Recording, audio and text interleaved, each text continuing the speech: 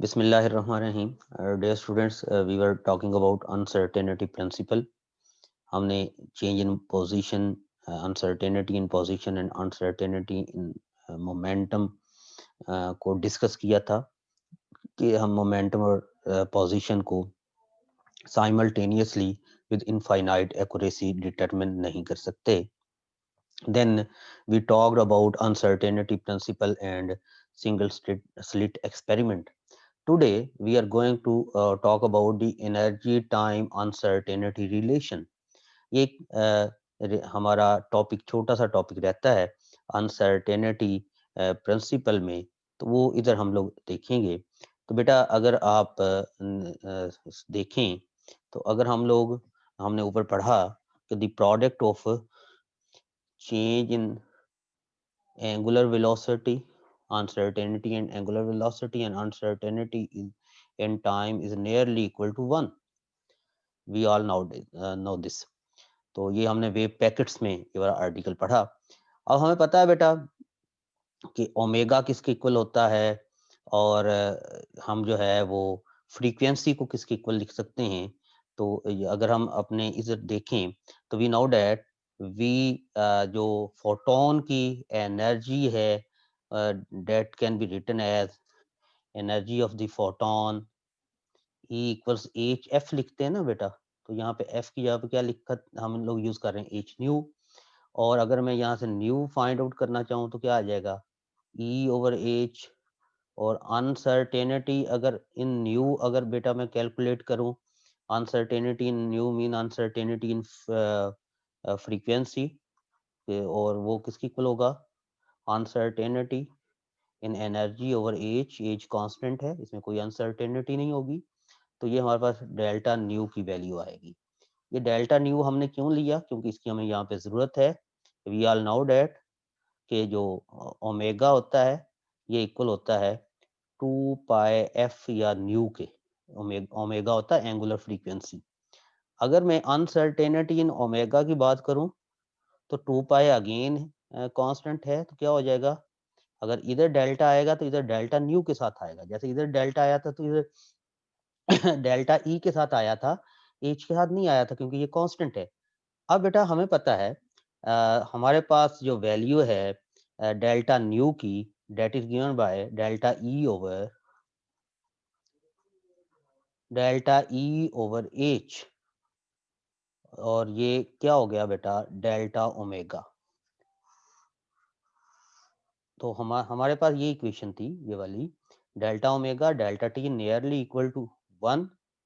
और इसमें delta omega की वैल्यू हमने कैलकुलेट कर ली. क्या आया 2 pi over h into delta E delta omega की जगह पे मल्टीप्लाई बाय डेल्टा टी.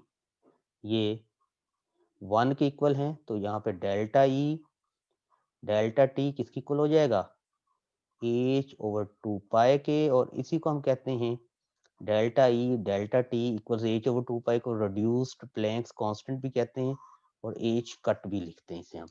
तो बेटा this is the uncertainty relation in energy and time. तो ये हमारा ने ये वाला अनसर्टेनिटी रिलेशन जो है इसे ड्राइव करना है. Very much important relation is this one. इसका मतलब क्या है ये हमें कहना क्या चाह रहा है. तो कहता है it is impossible to determine both the energy and time coordinate of a particle with unlimited precision. तो आप साइमल्टेनियसली कि आप किसी भी पार्टिकल का टाइम कोऑर्डिनेट और उसकी एनर्जी दोनों को इकट्ठे अगर मेजर करोगे तो अनलिमिटेड प्रिसीजन के साथ आप मेजर नहीं कर सकते. उनमें अनसर्टेनिटी लाजमी होगी. अब अगर हम लोग गौर करें इस बात पे कि अगर हम लोग बात करें कि हाइड्रोजन का ग्राउंड स्टेट में n इक्वल्स 1 में इलेक्ट्रॉन ग्राउंड स्टेट में होता है. और जब इलेक्ट्रॉन ग्राउंड स्टेट से किसी एक्साइटेड स्टेट में चला जाता है लेट्स सपोज n इक्वल्स 2 में चला जाए इलेक्ट्रॉन हाइड्रोजन एटम में जो इलेक्ट्रॉन होता है तो बेटा ये ग्राउंड स्टेट में नहीं होगा. जब ग्राउंड स्टेट में ये नहीं होगा तो अब ये एक्साइटेड स्टेट में है और जो एक्साइटेड स्टेट है बेटा, ये स्टेबल स्टेट नहीं है। After some time this electron has to be de-excited और ये एनर्जी रिलीज करेगा। अब मुझे अब यहाँ पे देख सकते हैं कि इलेक्ट्रॉन किसी भी एक्साइटेड स्टेट में चले जाए, first excited, second, third, fourth, किसी में भी चला जाए, तो उसमें वो ज्यादा देर के लिए नहीं रहेगा। वहां पे वो जो टाइम गुजारेगा वो टाइम कम है, और सबसे ज्यादा टाइम वो कहाँ पे गुजारेगा? ग्राउंड स्टेट में। क्योंकि ग्राउंड स्टेट में उसने स्पॉन्टेनियसली डी एक्साइट नहीं होना। एक होता स्पॉन्टेनियस, एक होता स्टिमुलेटेड या इंड्यूस्ड। आपने पढ़ा है इस एफएससी में। इंड्यूस्ड होता है कि आप इलेक्ट्रॉन हायर एनर्जी स्टेट में गया है तो उसके वापस आने से पहले फोटोन फॉल करो और वो उससे रेजोनेट करे और इलेक्ट्रॉन को नीचे लेके आ जाए, जिसे हम स्टिमुलेटेड या इंड्यूस्ड कहते हैं। तो इन नटशेल आप समझ सकते हैं कि अगर कोई सिस्टम अपनी ग्राउंड स्टेट में है, तो उस वो ग्राउंड स्टेट में सबसे ज्यादा देर वो ग्राउंड स्टेट में गुजारेगा। और अगर वो सबसे ज्यादा energy ground time ground state में गुजारेगा, तो यानी delta t is equal to h cut. अगर वो सबसे टाइम ज्यादा टाइम जिस स्टेट में गुजारेगा बेटा, तो अगर डेल्टा टी सबसे ज्यादा ग्राउंड स्टेट में है, तो उसमें डेल्टा ई सबसे कम होगा। डेल्टा ई कम होने से मुराद है कि I will calculate exact value of energy, mean उसकी अनसर्टेनिटी कम होती जाएगी। तो इसका मतलब है कि ग्राउंड स्टेट में क्योंकि सिस्टम सबसे ज्यादा टाइम के लिए रहेगा, तो सबसे ज्यादा एक्यूरेटली एनर्जी अगर कहीं पे मालूम की जा सकती है, तो वो ग्राउंड स्टेट में मालूम की जा सकती है। और किसी भी एक्साइटेड स्टेट में अगर आप एनर्जी कैलकुलेट करोगे, तो उसकी प्रीसीजन ग्राउंड स्टेट में कैलकुलेट की हुई एनर्जी की प्रीसीजन से कम होगी। इसे आप यहाँ पे लिख सकते हैं। कहता है कि और energy measurements carry an inherent uncertainty unless you have an infinite time available for the measurement. कहता है कि जब तक इनफाइनाइट टाइम आपके पास अवेलेबल ना हो, तो आप एनर्जी जब भी कैलकुलेट करोगे उसमें कुछ ना कुछ अनसर्टेनिटी लाजमी होगी। In an atom for example the lowest energy state, जिसे आप ग्राउंड स्टेट कहते हैं, has a well defined energy because the atom normally exists infinitely in that state। कहता है कि ग्राउंड स्टेट में आप प्रिसाइज एनर्जी कैलकुलेट कर सकते हो, क्योंकि वो स्पॉन्टेनियसली उसमें कोई डी एक्साइटेशन नहीं होनी और उसने इनफाइनाइट टाइम के लिए उधर रहना है। तो लिहाजा ग्राउंड स्टेट एनर्जी जो है वो वेल नोन एनर्जी है किसी भी सिस्टम की। तो बेटा ये आज का हमारा आर्टिकल। तो अभी क्योंकि हम लेक्चर स्टार्ट किया हुआ है, तो मैं कल का आर्टिकल भी अभी ही उसे उसकी जो है वो रिकॉर्डिंग कर लेते हैं, और वो आर्टिकल भी अ, हम लोग, क्योंकि कल हो सकता है कि दोबारा से इलेक्ट्रिसिटी का इशू हो, तो हम दोबारा से अभी ही वो उसकी रिकॉर्डिंग भी कर लेते हैं, ताकि वो आपको फायदा मिले। तो बेटा इसके बाद है वेव फंक्शन। वेव फंक्शन क्या होता है, जरा गौर से सुनना है। This is the start point of the quantum mechanics. अगर हम लोग थोड़ा गौर से देखें तो इससे पहले भी हम क्वांटम मैकेनिक्स स्टार्ट कर चुके हैं, और ये थोड़ा सा डिफरेंट मैकेनिज्म है क्वांटम मैकेनिक्स का हमारे क्लासिकल मैकेनिक्स से। डियर स्टूडेंट्स, हम लोगों ने देखा कि इलेक्ट्रॉन के साथ एक वेव एसोसिएटेड है जिसे डी ब्रॉगली वेव कहा गया, और उसकी डी ब्रॉगली वेव लेंथ भी हमने निकाली, जिसे डेविसन जर्मर के एक्सपेरिमेंट से कंफर्म किया गया। बट ये तो हम जानते हैं, ये कंफर्म हो चुका है बाय एक्सपेरिमेंट अभी तक, कि कोई भी पार्टिकल जब ट्रेवल करता है तो उसमें वेव लाइक प्रॉपर्टीज होती हैं, वेव लाइक खसूसियात होती। नाउ द क्वेश्चन इज, इस वेव को हम लोग स्टडी कैसे कर सकते हैं, जिसे हम मटेरियल वेव कहते हैं। How can we study the material wave, के मटेरियल वेव की प्रॉपर्टीज क्या है, मटेरियल वेव किस तरह से जो है वो वर्किंग कर रही है, ये वेव कैसे ट्रेवल कर रही है, तो हम इसे किस तरह से स्टडी कर सकते हैं। कहता है what is the quantity whose variation in time and space make up this wave.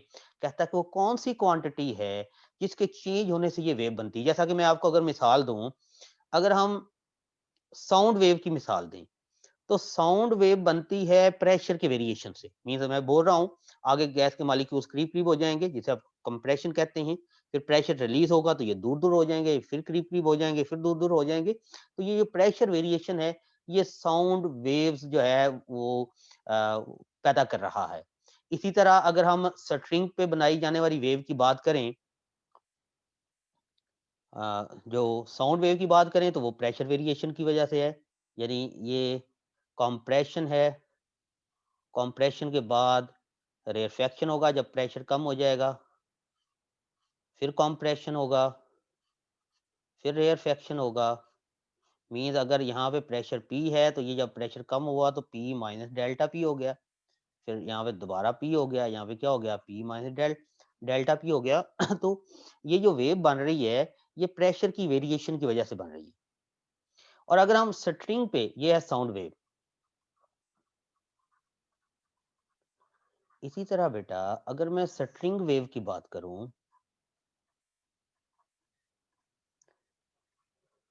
String wave कुछ इस तरह से बनती है।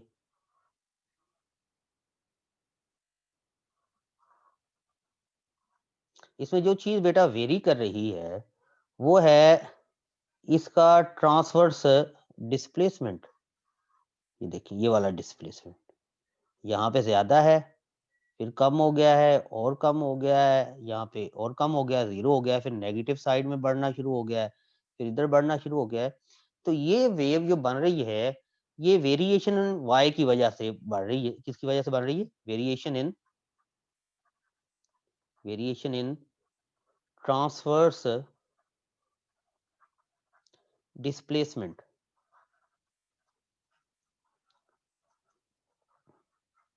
जिसे हम वाई कहते हैं, उसकी वजह से बन रही है। इसी तरह अगर हम लोग बात करें इलेक्ट्रोमैग्नेटिक वेव में, तो इलेक्ट्रोमैग्नेटिक वेव में बेटा इलेक्ट्रिक और मैग्नेटिक फील्ड कंपोनेंट्स होते हैं, but electric field component dominate करता है मैग्नेटिक फील्ड कंपोनेंट को। और इलेक्ट्रोमैग्नेटिक वेव को हम नॉर्मली स्टडी करते हैं with the variation in the electric field component. Electric field vector की वेरिएशन को हम स्टडी करते हैं इलेक्ट्रोमैग्नेटिक वेव में। तो ये है वेव्स को स्टडी करने का तरीकाकार, कि कोई ना कोई ऐसा मैकेनिज्म, कोई ना कोई ऐसी क्वांटिटी वहां पे जरूर होगी जो वेरी कर रही होगी, और जिसके वेरी करने से वो वाली वेव कॉन्स्टिट्यूट होगी।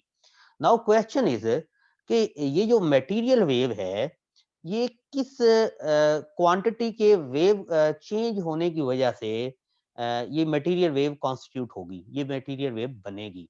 तो बेटा यहाँ पर एक न्यू कॉन्सेप्ट दिया गया कि there is a function which is known as wave function, जिसे हम साई कहते हैं। ये psi from place to place at different time, ये साई वेरी करेगा, और इस साई के this is known as wave function.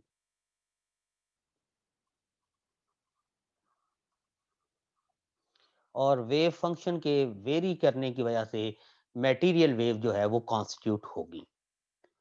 अब बेटा अगर हम लोग बात करें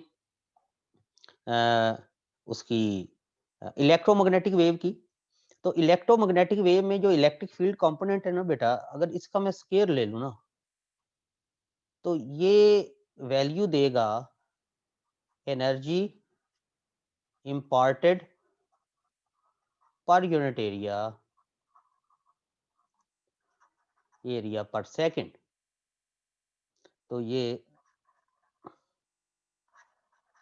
जिसे आप इंटेंसिटी कहते हैं, अगर मैं ई स्केयर की ई का स्केयर लूं तो ये हमें किसकी वैल्यू देगा? Energy imparted per unit area पर सेकंड। अगर आप यहाँ पे देखें, the problem at hand may be that of a proton traveling along the axis of an evacuated tube in a particular accelerated a conduction electron moving through a copper wire or an electron moving about the nucleus of hydrogen atom। कहता है कि इन तमाम के साथ जो wave associated है, वो इस वेव फंक्शन की मदद से हम लोग उस वेव को डिस्क्राइब कर सकते हैं।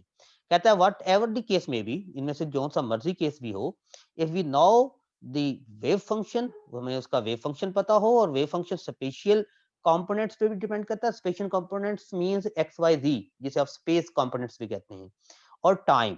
तो ये फंक्शन है एक्स वाई जी और टी का, यानी एक्स वाई जी के चेंज होने से भी साइज चेंज होगा, और टाइम के चेंज होने से भी साइज चेंज होगा। For every point of space and for every instant of time we know all that can be known about the behaviour of the particle. कहता है कि अगर हमें किसी मूविंग पार्टिकल का वेव फंक्शन मौजूद हो तो इट मीन्स हम उस पार्टिकल के मतलब हर चीज जानते हैं जिसका हमें पता होना चाहिए। वो इंफॉर्मेशन हम उस वेव फंक्शन से जो है वो डिटरमिन कर सकते हैं बाय अप्लाइंग डिफरेंट ऑपरेटर्स। इनकी बात हम बाद में करेंगे।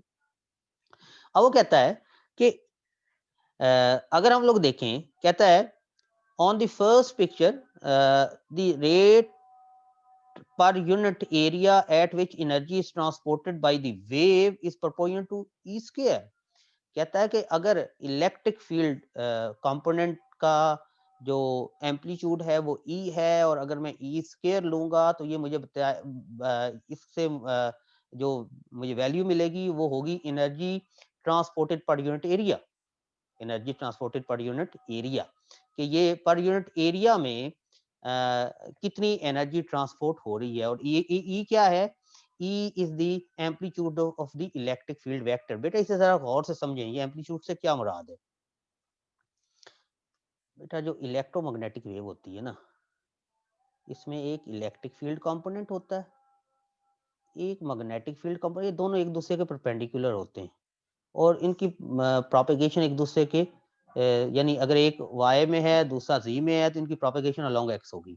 लेकिन ये होते इन फेज हैं। जब इलेक्ट्रिक फील्ड कंपोनेंट मैक्सिमम होता है उस वक्त मैग्नेटिक फील्ड कंपोनेंट भी मैक्सिमम होता है, लेकिन मैग्नेटिक फील्ड कंपोनेंट का मैग्नीट्यूड कम होता है। फिर इस तरह ये मैग्नेटिक फील्ड कंपोनेंट इधर को ट्रेवल करेगा, इलेक्ट्रिक फील्ड कंपोनेंट इधर को ट्रेवल करेगा। इस तरह से ये इलेक्ट्रोमैग्नेटिक वेव ट्रेवल करती है। इसकी जो मैक्सिमम वैल्यू है उसे हम ई कहते हैं, amplitude of the electric field component. कहता है कि ई स्क्वायर जो है ये किसकी वैल्यू देगा? ई जो energy imported per unit area वो क्या होगा? डायरेक्टली प्रोपोर्शनल होगा ई स्क्वायर के। जैसे एम्पलीट्यूड बढ़ेगा और एम्पलीट्यूड के स्क्वायर के बढ़ने के साथ जो एनर्जी वो वाली वेव इंपार्ट करेगी पर यूनिट एरिया वो भी बढ़ती जाएगी। तो अब सवाल ये है कि ये ई स्क्वायर तो energy imported per unit area देगा, लेकिन ये जो साय है जैसे ई इलेक्ट्रिक फील्ड कंपोनेंट के लिए था, P pressure magnetic field component के लिए सॉरी वेव साउंड वेव के लिए था, या फिर वाई जो था वो वेव ऑन स्टरिंग के लिए था। तो फिर ये जो साय है अगर मैं साय का स्क्वायर लूं, स्क्वायर ऑफ द साय, तो what does it mean? Square of Sai से क्या मुराद है? स्क्वायर ऑफ ई से तो मुराद ये था कि वो electromagnetic wave per unit area कितनी एनर्जी इंपोर्ट कर रहा है उसकी हमें इंफॉर्मेशन देगा। तो फिर Sai square, square of the wave function से क्या मुराद है? तो बेटा square of the wave function से मुराद है कि किसी खास वॉल्यूम में कितने नंबर ऑफ पार्टिकल्स आ रहे हैं, how many number of particles are coming in a specific volume. तो कहता है on the second hand the rate this rate is proportional to the average number of protons per unit volume of the beam। कहता है कि जरा गौर से बात सुननी है कि अगर लेट्स सपोज एक दीवार को मैंने 10 जूल एनर्जी प्रोवाइड करनी है तो उसके ऊपर मेरे पास मैंने प्रोटॉन्स फॉल करने हैं दीवार के ऊपर और एनर्जी कितनी प्रोवाइड करनी है? 10 जूल एनर्जी मैं दीवार को देना चाहता हूं, लेकिन मेरे पास जो प्रोटॉन्स हैं सभी की एनर्जी सेम है और हर एक की एनर्जी है 2 जूल एनर्जी है हर प्रोटॉन की, लेट्स सपोज। तो अगर मैंने दीवार को 10 जूल एनर्जी देनी है तो it means I require 5 protons, क्योंकि हर एक की 2 जूल एनर्जी है ना, तो वो 5 प्रोटॉन्स मिलेंगे तो टोटल एनर्जी हो जाएगी 10 जूल। वो तो 10 जूल हम लोग उसे दीवार को दे देंगे। तो इसका मतलब है जब नंबर ऑफ पार्टिकल्स यानी जब हम पार्टिकल की बात करते हैं और फिर एनर्जी इंपार्ट करने की बात करते हैं तो